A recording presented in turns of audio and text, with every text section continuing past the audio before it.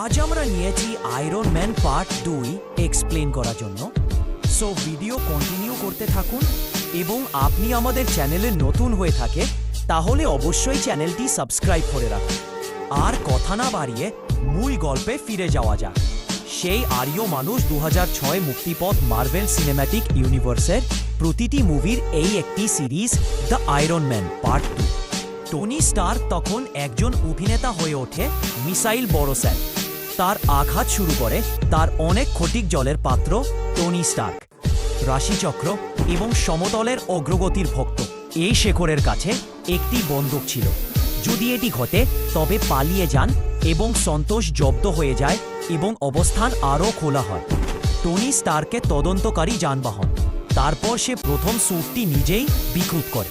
সক্রিয় রেডি এবং খানটি জুডির বোর্ড ব্যক্তি এবং লোকেরা অত্যন্ত ধৈর্যের সাথে রেসিডেন্সি থেকে বেরিয়ে আসে। স্থানীয় লোকেরা পুরো টিউশন দিয়ে আহত হয়। আদালত থেকে যে কেউ চাইলে তাকে আটক করা যেতে পারে। তো বন্ধুরা, আজ এই পর্যন্ত। খুব শীঘ্রই পরের পার্ট নিয়ে আসছি এক্সপ্লেন করার জন্য। আর আপনি যদি আমাদের এক্সপ্লেন ভিডিওটি কেমন লেগেছে তা আপনি মূল্যবান কমেন্টে জানাবেন। সেই পর্যন্ত সবাই ভালো থাকুন। আল্লাহ হাফেজ।